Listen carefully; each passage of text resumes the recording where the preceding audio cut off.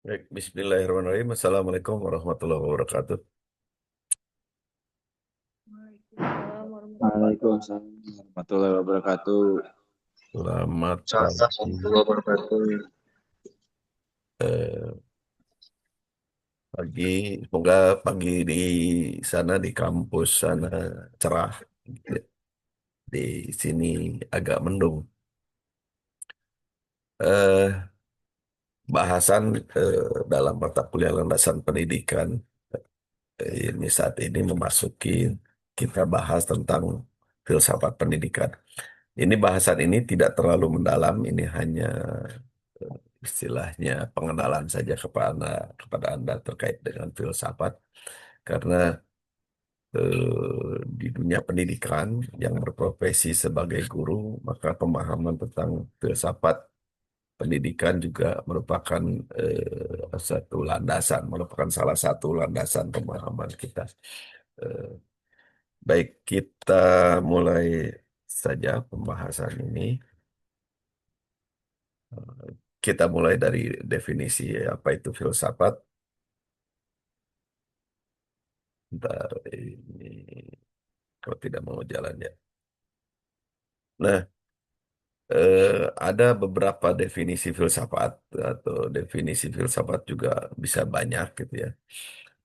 Yang pertama, definisi yang pertama terkait dengan filsafat adalah proses pencarian kebenaran dengan cara menelusuri hakikat dari sumber kebenaran secara sistematis, logis, kritis, rasional, dan spekulatif gitu. Alat yang digunakan untuk mencari kebenaran adalah akal yang merupakan sumber utama dalam berpikir. Dari definisi yang pertama ini disebutkan bahwa filsafat itu adalah proses pencarian kebenaran. Jadi setiap manusia memiliki eh, banyak sekali pertanyaan, pertanyaan tentang dirinya, pertanyaan tentang lingkungan, pertanyaan tentang alam, pertanyaan tentang penciptaan dan sebagainya. Dan itu menjadikan manusia penasaran untuk mengetahui hakikatnya. Oleh karena itu, eh, manusia berupaya mencari jalan untuk memperoleh kebenaran yang secara eh, untuk memperoleh kebenaran. Dan untuk memperoleh kebenaran yang bisa dianggap dipertanggungjawabkan, maka harus disusun cara-cara berpikir atau cara-cara mencari kebenaran itu. Jadi cara berpikirnya adalah harus sistematis gitu, harus ada urutan gitu, urutan atau tahapan-tahapan yang secara sistematis gitu ya, yang sehingga apa yang dihasilkan dari pencarian atau pemikiran itu bisa bisa dipertanggungjawabkan. Yang berikutnya bahwa dalam pencarian itu harus logis itu harus masuk akal gitu ya.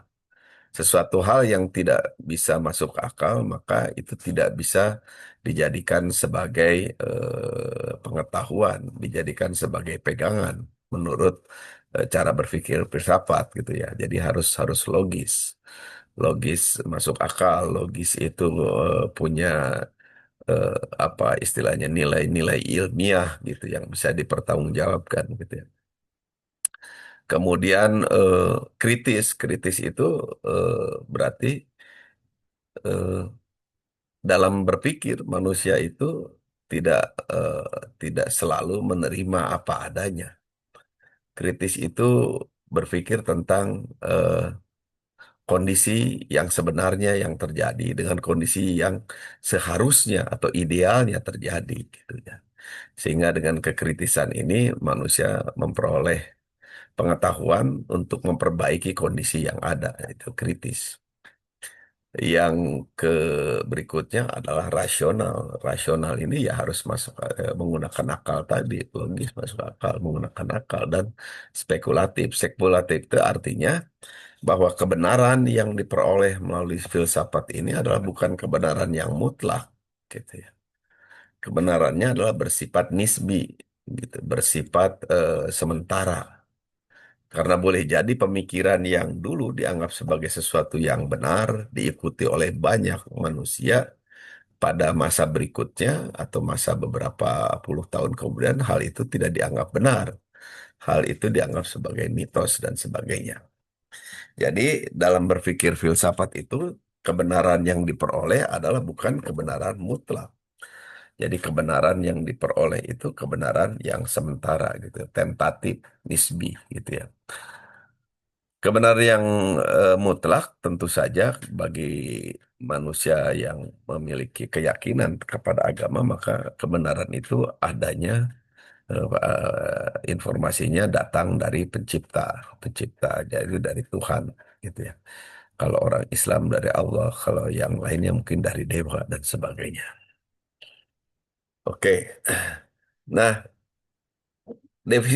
definisi kedua, filsafat adalah pengetahuan tentang cara berpikir terhadap segala sesuatu. Definisi yang kedua ini sudah tercakup oleh definisi pertama tentang cara berpikir. Cara berpikir itu otomatis ada tahapan-tahapan yang secara sistematis tadi, logis, kritis, dan rasional. Kemudian definisi yang ketiga, filsafat adalah pencarian kebenaran dengan cara berpikir sistematis. Itu juga sudah termaktub di dalam definisi pertama.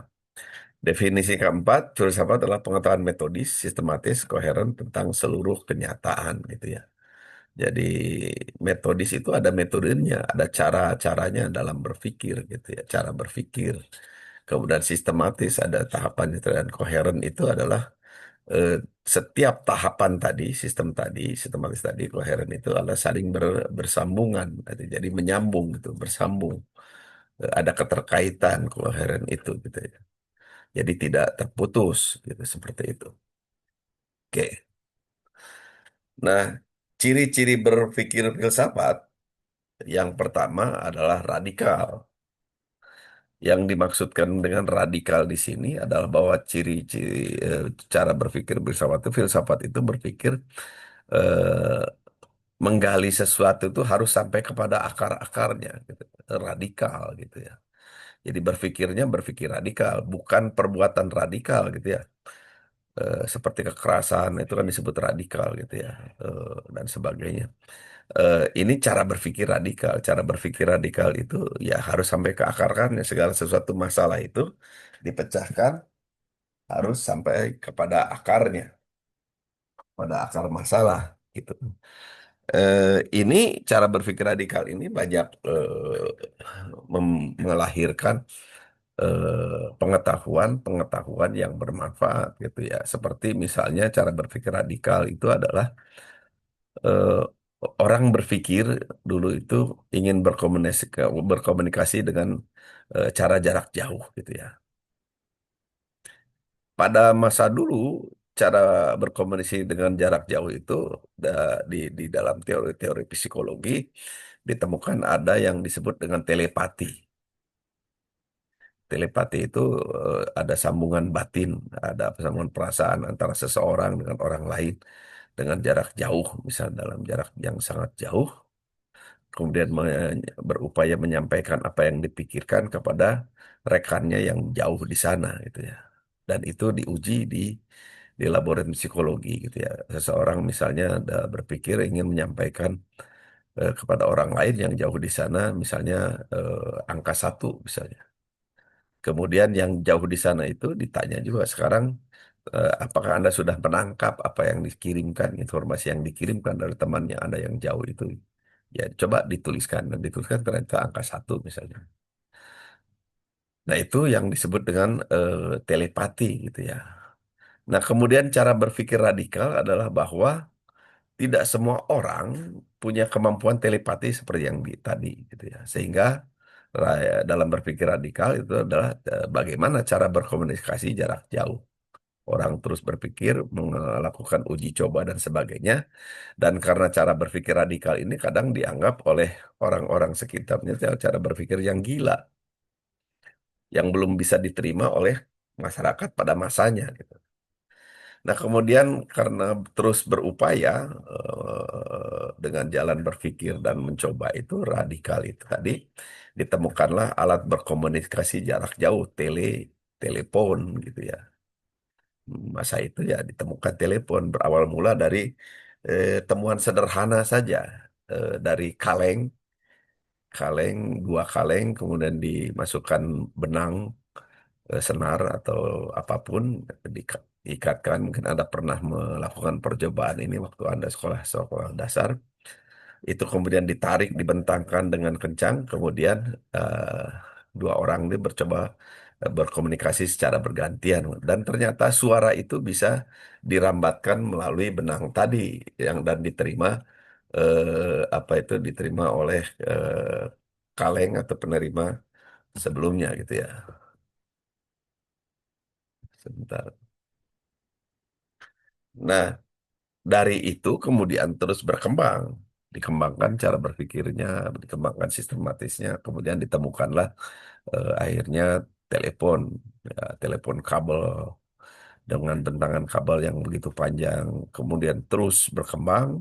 Orang berpikir radikal bahwa satu saat ingin bahwa komunikasi itu ya hampir sama seperti telepati, ya, tidak perlu pakai kabel. Nah, lama kebelakangan kemudian ditemukan cara berkomunikasi yang tanpa kabel gitu, menggunakan pemancar gitu ya. Ada HT, radio komunikasi dan sebagainya. Kemudian lama-lama juga telepon, akhirnya sampai yang bisa kita pakai sekarang berkomunikasi tanpa menggunakan kabel gitu ya. Itu dari cara berpikir radikal. Jadi kalau orang tidak berpikir radikal, kemungkinan tidak ada perubahan di dalam kehidupan ini, tidak banyak perubahan gitu ya. Seperti kendaraan pun, kendaraan bermotor yang kita nikmati sekarang itu ya merupakan cara berpikir radikal pada masa lalu gitu ya. Seperti itu. Ciri yang kedua, berpikir filsafat itu adalah harus komprehensif. Yang dimaksud komprehensif itu harus menyeluruh. Jadi ketika Anda melihat sesuatu itu harus berpikir secara menyeluruh. Sebentar.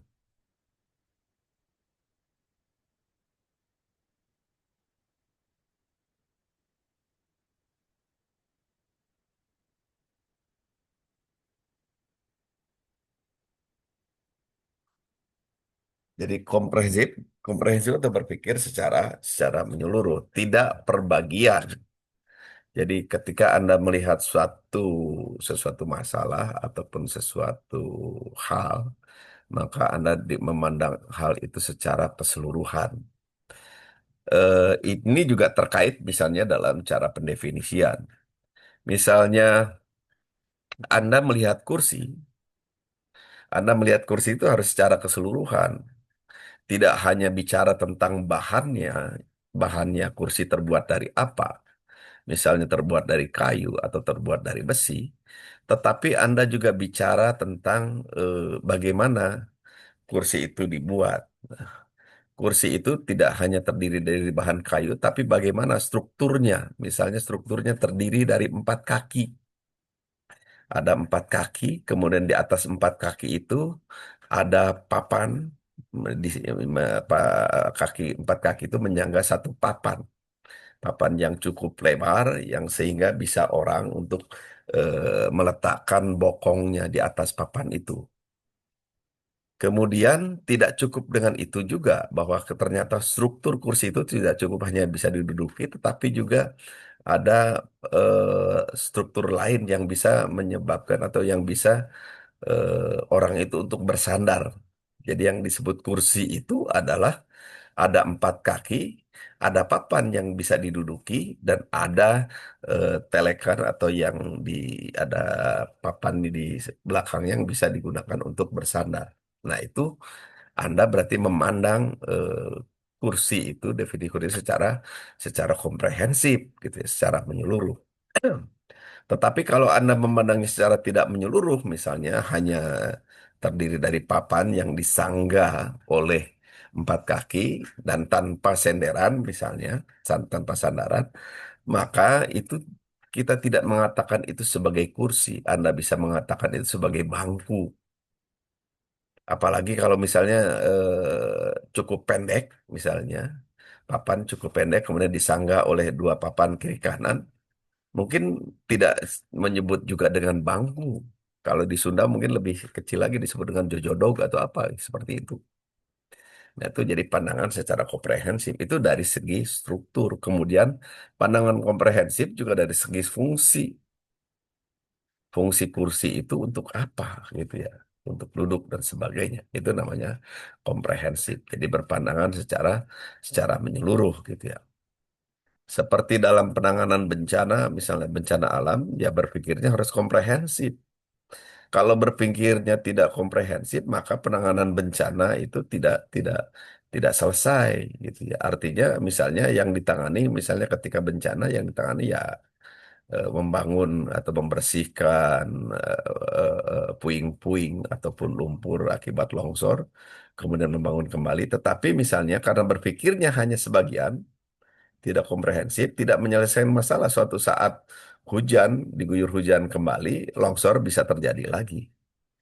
Maka cara berpikir komprehensif itu selain tadi memperbaiki lingkungan yang rusak akibat bencana alam, maka harus juga diperbaiki misalnya dalam cara menanam gunung-gunung yang gundul itu ditanami kembali pohon-pohon supaya ketika pohon itu berfungsi sebagai kanopi penahan air hujan supaya air hujan itu tidak langsung menimpa tanah dan mengakibatkan longsor, maka tertahan oleh daun-daun pepohonan dan air itu kemudian mengalir perlahan melalui daun, melalui batang sampai ke bawah, ke pohon, ke akar dan menyerap ke tanah sehingga tidak terjadi longsor. Dan fungsi akar, misalnya fungsi akar dari pohon-pohon itu adalah untuk mengikat tanah, memegang tanah supaya tidak mudah terbawa oleh arus air gitu ya. Itu cara berpikir komprehensif, jadi menyeluruh. Kemudian cara berpikir filsafat yang ketiga adalah kritis gitu. Kritis yang di sini sudah dijelaskan di depan tadi bahwa Anda membandingkan sesuatu yang ideal dan sesuatu yang seharusnya dibandingkan dengan kenyataan yang terjadi. Itu adalah kritis. Misalnya Anda kritis itu adalah melihat sesuatu, misalnya Anda punya kopiah, peci, pici, itu ya, songkok. Ketika orang menggunakan songkok tidak pada tempatnya, maka Anda dengan kritis mengatakan bahwa itu bukan fungsinya. Misalnya peci dipakai untuk menyimpan misalnya kue. Otomatis itu bukan pada fungsinya. Maka orang yang kritis itu adalah mengkritik sesuatu, sesuatu yang sebenarnya seharusnya tidak terjadi. Apa istilahnya tadi sesuatu itu harus sesuai dengan fungsinya. Itu yang disebut kritis. Kritis juga hampir mirip dengan yang di bawahnya yang disebut dengan skeptis. Skeptis ini adalah boleh dibilang perasaan atau boleh dibilang juga pikiran, tidak merasa puas dengan apa yang sudah ada. Disebut dengan skeptis. Atau ya selalu tidak puas skeptis itu. Misalnya seperti tadi sudah ada alat komunikasi telepon kabel. Skeptis, masih merasa tidak puas, merasa skeptis. Masa cuma begini aja ya, kayak telepon dan dirasakan dengan makin banyaknya pergerakan manusia, mobilitas manusia dari satu tempat ke tempat lain, tidak dimungkinkan membawa telepon kemana-mana dengan adanya kabel.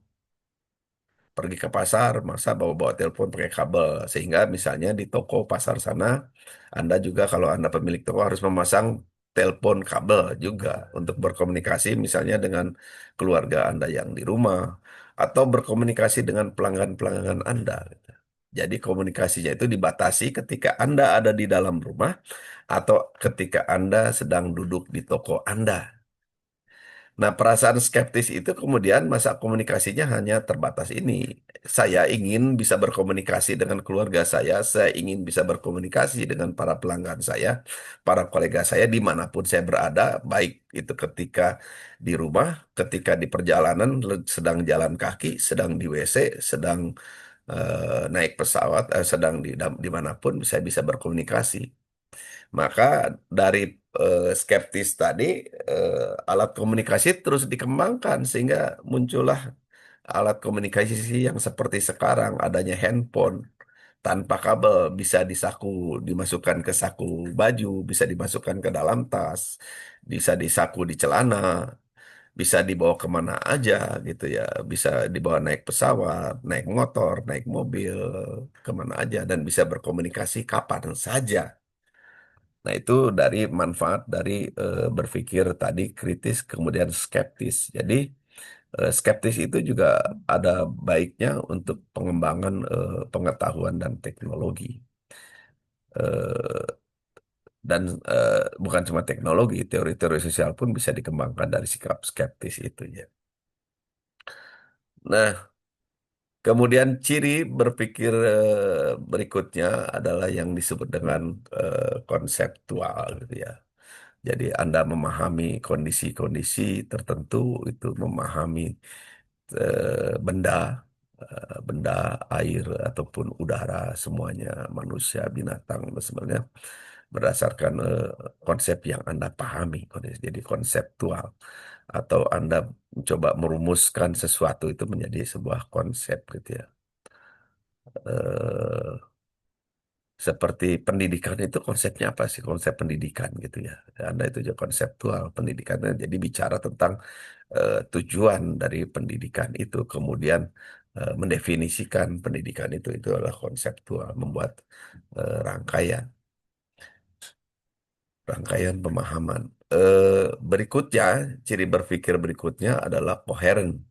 Tadi sudah saya singgung di depan bahwa yang disebut dengan koheren itu bahwa dalam berpikir filsafat itu ya harus sistematis tadi ya. Dari sistematis koheren dari tahapan ke tiap tahapan itu ada ada ada hubungan, ada koneksi gitu ya, koheren. Jadi ada ketersambungan gitu ya, tidak terputus, itu disebut dengan koheren. Yang ciri berpikir berikutnya adalah sistematis. Sudah saya tinggung di depan. Sistematis itu ada tahapannya, ada cara-caranya, ada standarnya, dan sebagainya.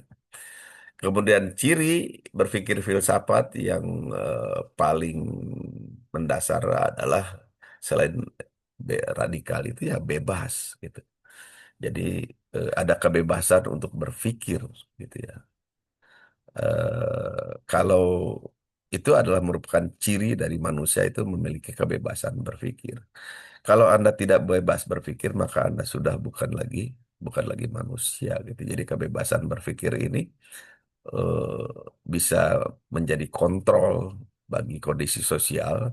Kebebasan berpikir ini juga bisa melahirkan banyak hal gitu ya, terkait dengan teori-teori sosial baru ataupun terkait dengan teknologi-teknologi baru gitu ya. Seperti itu. Oke, baik, sampai di sini ada yang ingin Anda tanyakan sebelum kita lanjut? Silakan.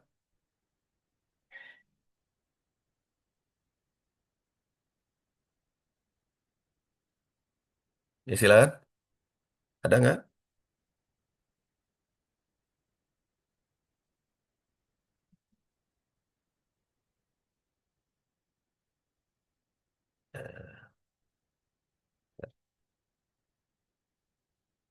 Baik.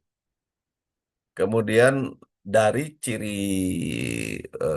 filsafat tadi, berpikir filsafat tadi, kita masuk kepada, kok balik lagi nih ya,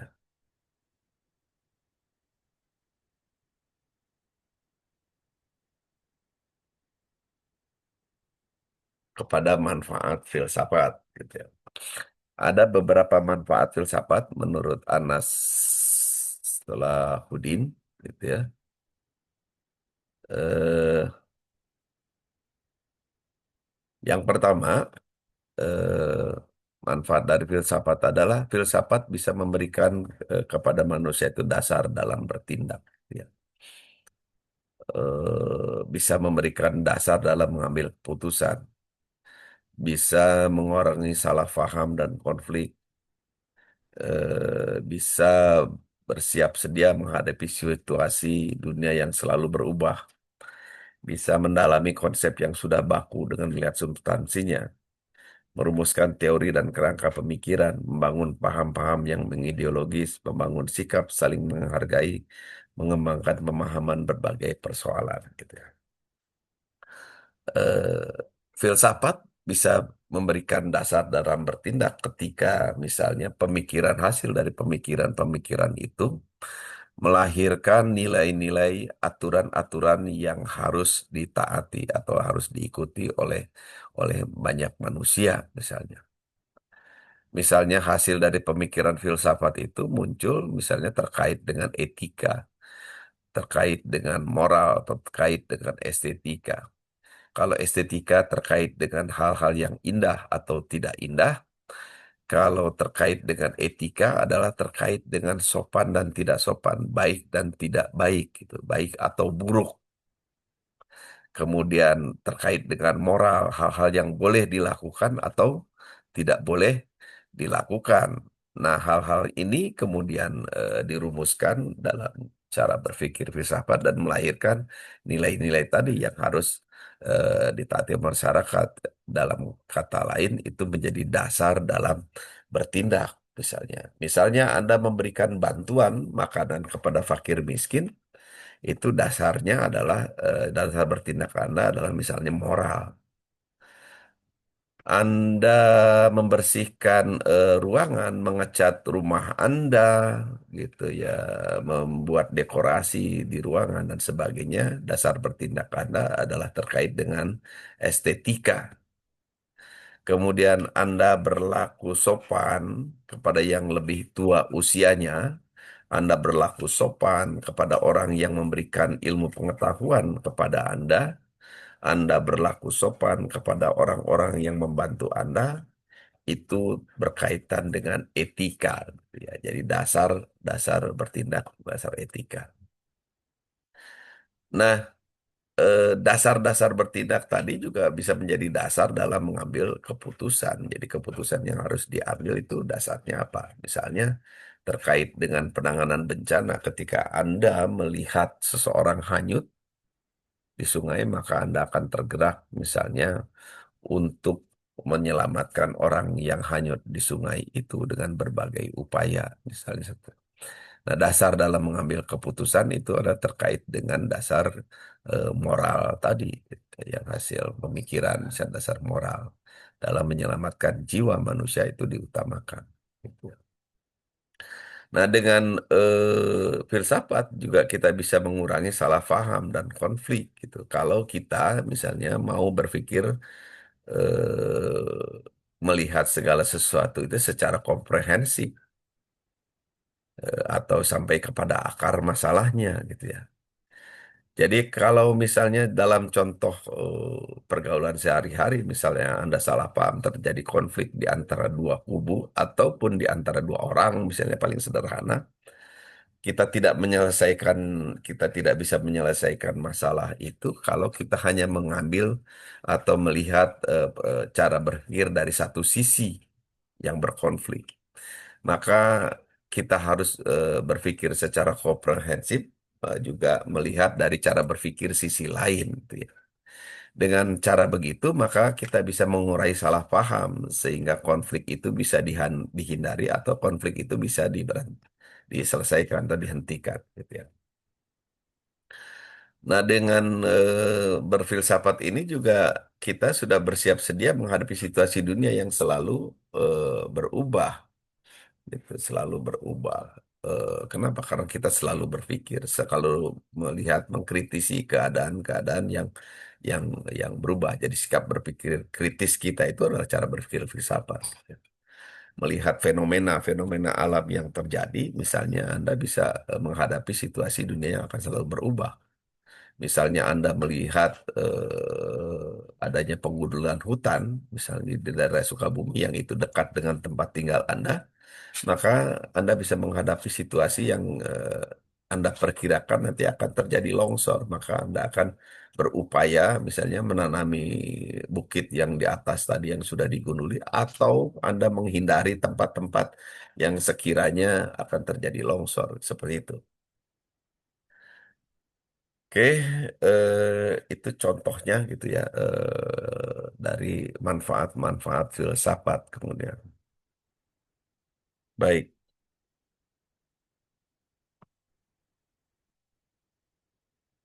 kenapa ke definisi lagi ya?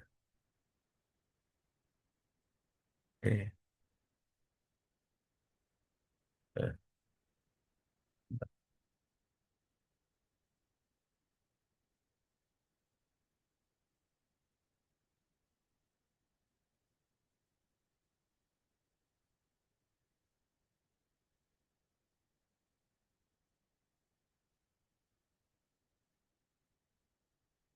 Mana?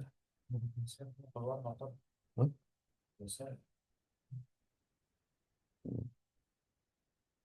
Bentar. Eh,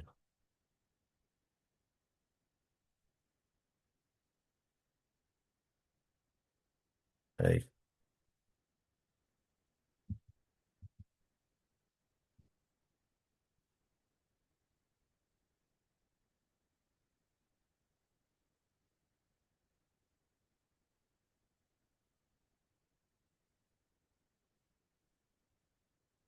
Nah, loncat-loncat ya. Oke, manfaat. Oke, eh, definisi secara umum. Baik.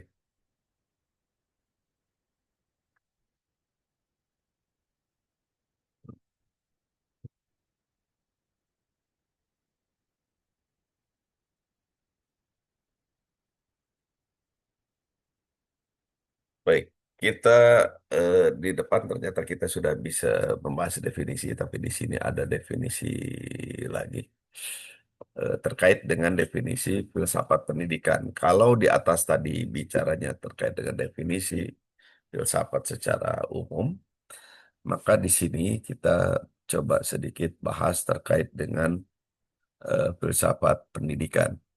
Yang pertama, filsafat pendidikan adalah pengetahuan yang menyelidiki substansi pelaksanaan pendidikan yang berkaitan dengan tujuan, latar belakang, cara, hasil, dan hakikat ilmu pendidikan yang berhubungan dengan analisis kritis terhadap struktur dan kegunaannya. Gitu. Jadi, saya kira definisi ini cukup jelas.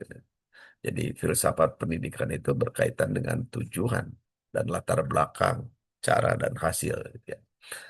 eh ini juga menjadi apa ya menjadi bahan yang kemudian dicantumkan tujuan pendidikan itu dimasukkan di dalam undang-undang sistem pendidikan nasional kita.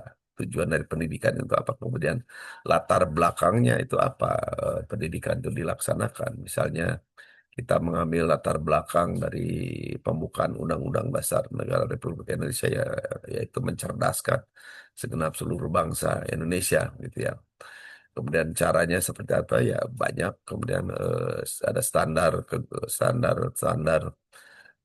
yang ditetapkan untuk guru atau untuk pendidik. Kemudian standar yang ditetapkan untuk sarana prasarana dan kemudian kurikulum yang dibuat itu terkait dengan cara. Kemudian hasil yang diharapkan apa gitu ya. Kemudian hakikat dari ilmu pendidikan itu antara lain kemudian seperti yang kita bahas itu adalah memanusiakan manusia. Definisi yang kedua, filsafat pendidikan adalah pengetahuan yang memikirkan hakikat pendidikan secara komprehensif, kontemplatif tentang sumber seluk-beluk pendidikan, fungsi dan tujuan pendidikan gitu ya. Definisi yang ketiga, filsafat pendidikan adalah pengetahuan yang mengkaji proses pendidikan dan teori-teori pendidikan. Definisi yang keempat, filsafat pendidikan mengkaji hakikat guru, anak didik dalam proses pembelajaran di kelas dan di luar kelas gitu ya. Oke, sampai di sini ada yang ingin Anda komentari atau ingin Anda tanyakan? Silakan,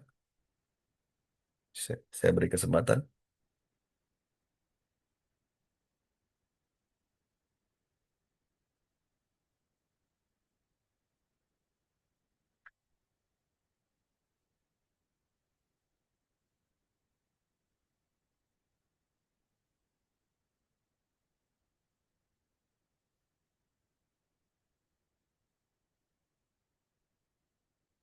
Silakan. Ada?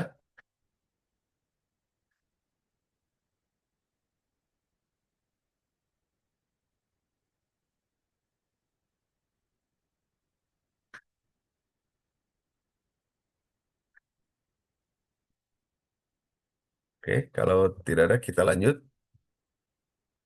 Kemudian berikutnya terkait dengan metode yang digunakan oleh filsafat pendidikan. Ada yang pertama ontologi pendidikan yaitu substansi pendidikan dalam semua perspektifnya sebagaimana melihat pendidikan dari tujuan esensialnya sebagai pencapaian maksimal dari pendidikan. Yang kedua, epistemologi pendidikan, yaitu menyelidiki sumber ajaran atau prinsip yang terdapat dalam pendidikan serta dasar atau asas yang digunakan untuk pendidikan yang dimaksud. Berbagai teori pendidikan dikaji secara mendalam sehingga latar belakang kelahirannya diketahui secara aplikatif berkaitan dengan pendidikan. Yang ketiga, terkait dengan aksiologi pendidikan, yaitu penyelidikan mengenai kegunaan fundamental dalam pendidikan, baik secara jasmani maupun rohani. Dampak pendidikan secara fungsional terhadap kehidupan manusia, terhadap akal dan hati semua anak didik, aspek yang menyangkut fungsi nilai, estetika, dan tujuan pragmatis pendidikan terkaji secara mendalam, radikal, logis, dan sistematis gitu ya. Nah, menurut Aristoteles, ontologi adalah rangkaian pembahasan tentang hal ada sebagai ada gitu. Jadi menurut Aristoteles seperti demikian. Eh, Hal yang ada itu kemudian mengalami perubahan dalam sehubungan dengan objeknya gitu menurut Aristoteles. Menurut Bakhtiar, ontologi adalah sebagai ilmu yang membahas tentang hakikat yang ada sebagai sesuatu ultimate reality, sesuatu hal yang misalnya boleh dikatakan ultimate itu mencapai puncaknya, baik yang mempunyai bentuk jasmani, konkret maupun tentang rohani ataupun abstrak. Jadi pembahasan filsafat itu ya membahas tentang puncak dari penciptaan, misalnya kalau kita bicara tentang penciptaan manusia. Tujuan dari penciptaan manusia itu apa sih gitu, puncaknya seperti itu. Kemudian menurut Surya Sumantri, ontologi adalah ilmu pengetahuan tentang apa yang ingin kita ketahui, seberapa jauh kita ingin tahu, atau dengan kata lain, suatu pengkajian terhadap teori tentang ada, gitu ya. Nah, setelah ontologi, ada yang disebut dengan epistemologi, merupakan salah satu cabang filsafat yang membahas tentang sesuatu hakikat, makna, kandungan, sumber, dan proses ilmu. Jadi dikatakan bahwa epistemologi itu pembahasan tentang ilmu pengetahuan. Istilah epistemologi juga dikaitkan dengan konsep ilmu, yaitu suatu pengetahuan yang membawa kepada pemahaman kebenaran.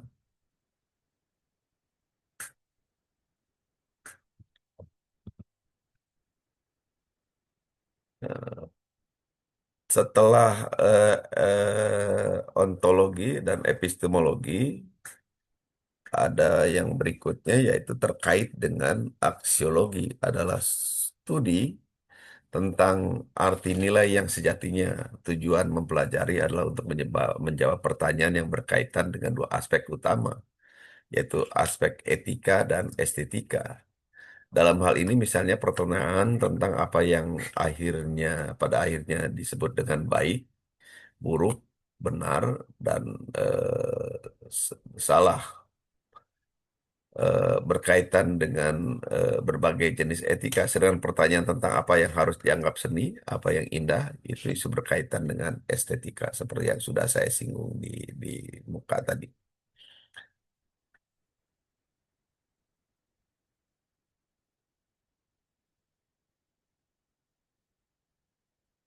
Kemudian eh, metodologi filsafat ini ada tadi juga kita singgung sepintas di depan, ada eh, tiga metodologi filsafat, dan ini nanti akan Anda gunakan ketika Anda menyusun karya tulis ilmiah Anda, yaitu skripsi. Eh, yang pertama ada metode deduksi. Metode deduksi itu adalah metode berpikir yang menarik kesimpulan dari prinsip-prinsip umum, kemudian menerapkannya pada sesuatu yang bersifat khusus. Yang kedua, metode induksi, yaitu metode berpikir yang menarik kesimpulan dari prinsip-prinsip khusus, kemudian menerapkannya pada suatu yang bersifat khusus, gitu ya. Yang ketiga, metode dialektika, yaitu metode berpikir yang menarik kesimpulan melalui tiga tahap atau jenjang, yaitu tesis, antitesis, dan sintesis. tiga metode filsafat dibagi menjadi dua pendekatan, yaitu pendekatan logika dan pendekatan dialektika.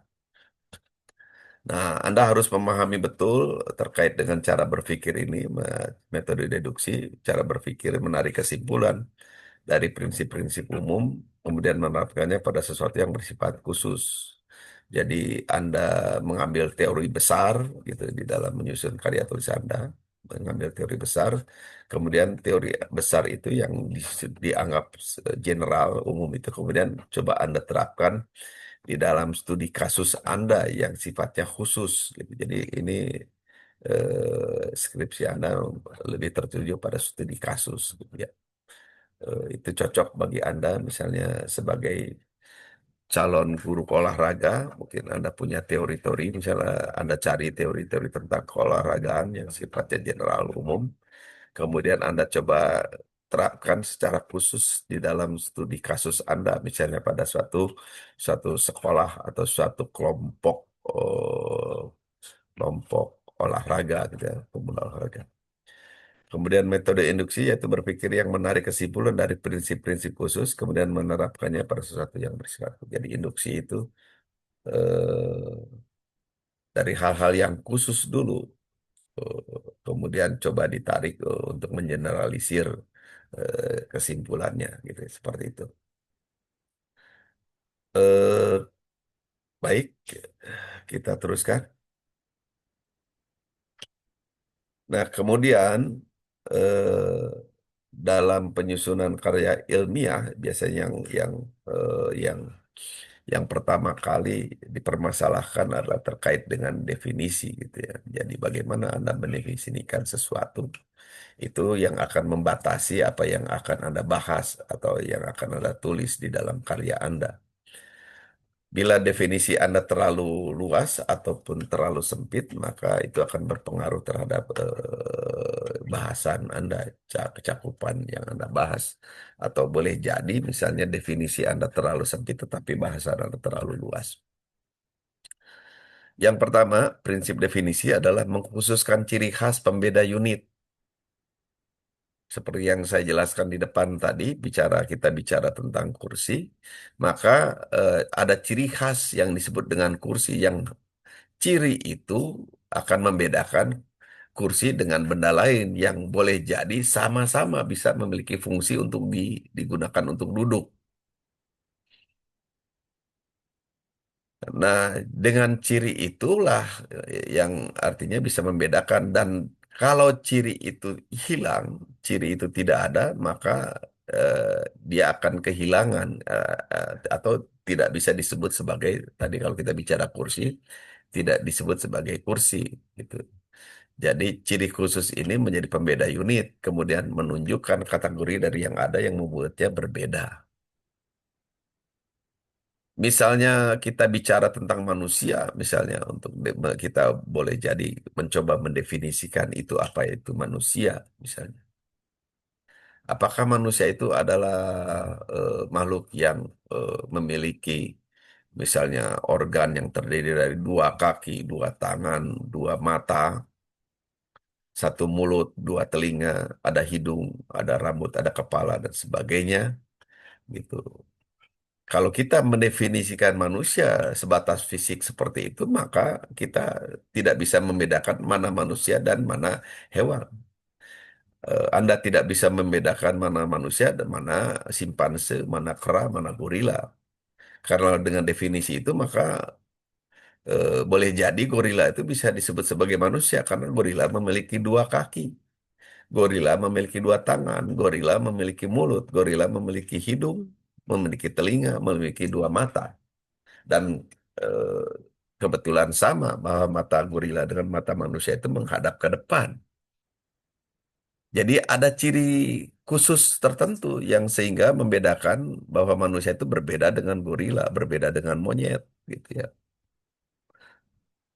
Apa yang membedakan manusia dengan hewan itu? Salah satu yang khusus eh, dalam definisi manusia adalah manusia memiliki kemampuan berbahasa yang khas.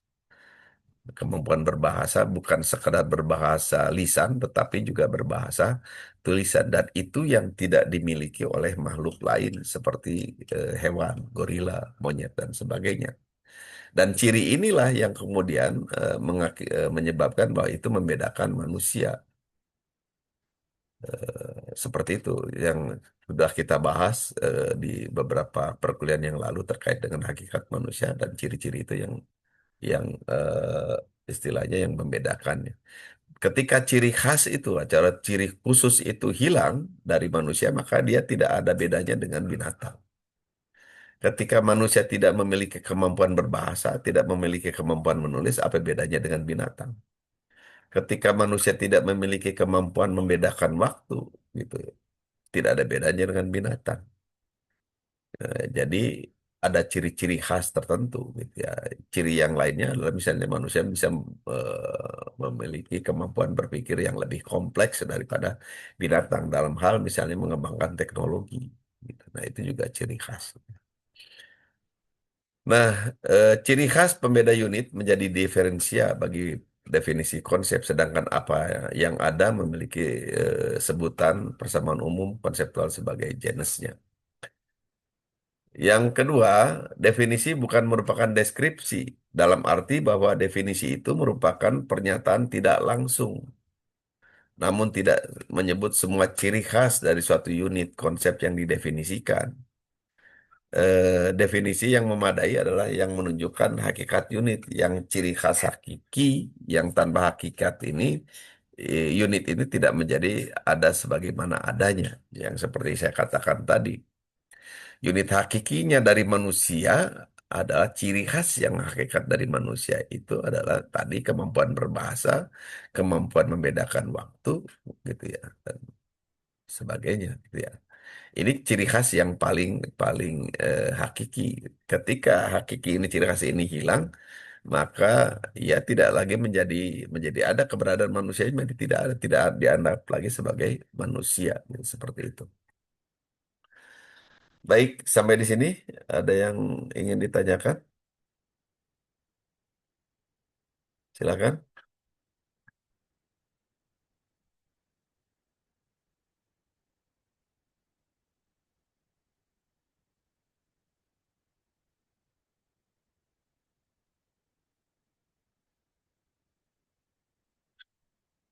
Baik, kalau tidak ada, kita lanjutkan.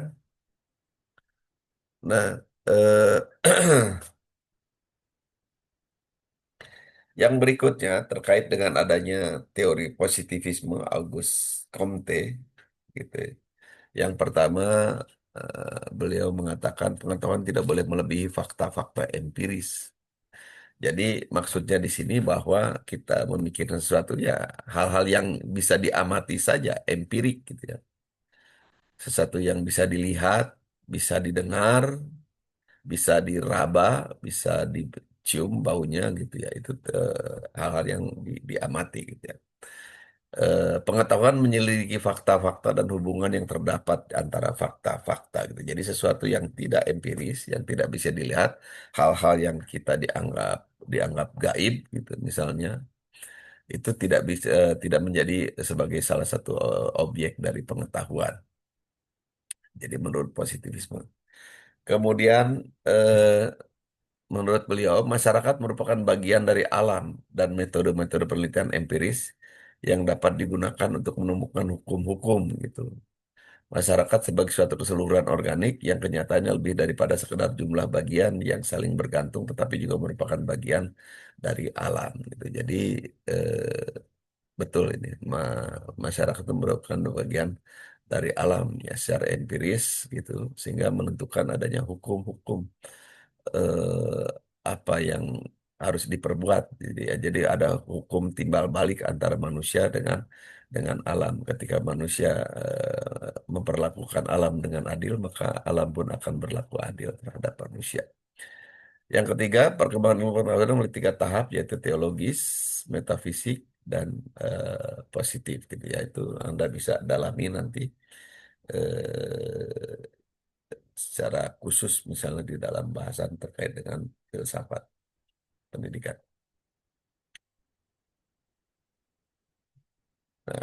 Ada lagi pemahaman yang disampaikan oleh John Locke terkait dengan empirisme, yaitu manusia dilahirkan dalam keadaan akalnya masih bersih, seperti kertas kosong. Pengetahuan baru muncul ketika indera manusia menimba pengalaman dengan cara melihat mengamati berbagai kejadian dalam kehidupan. Kemudian kertas tersebut mulai bertuliskan berbagai pengalaman indrawi. Sisa pengetahuan diperoleh dengan jalan menggunakan serta membandingkan ide-ide yang diperoleh dari penginderaan secara refleksi yang pertama, dan sederhana akal secara pasif menampung hasil-hasil dari penginderaan. Ini juga berpengaruh, pendapat dari John Locke ini berpengaruh terhadap beberapa teori pendidikan yang menganggap anak itu sebagai kertas kosong gitu ya, yang tidak memiliki nilai apa-apa, sehingga terserah gurunya, terserah pendidik mau menuliskan apa di atas kertas kosong tersebut. Di sisi lain, nanti kita dalam teori-teori pendidikan akan Anda menemui bahwa ternyata manusia itu tidak hanya sekedar kertas kosong, karena dia ketika masuk ke dalam satuan pendidikan, masuk sekolah itu, anak itu sudah mewarisi nilai-nilai dari keluarganya, dari orang tuanya. Dan bukan sekadar mewarisi nilai-nilai yang ditanamkan melalui transfer pengetahuan, tetapi juga manusia ternyata juga menyimpan pengetahuan yang diwariskan dari orang tuanya melalui DNA. Jadi kalau bicara itu nanti ilmu biologi, nanti ada DNA, di mana DNA ini merupakan sumber informasi yang ditanamkan kepada manusia secara turun-menurun. Jadi seperti itu. Oke, baik. Saya kira sampai di sini eh, materi perkuliahannya. Saya persilahkan kepada Anda untuk bertanya ya.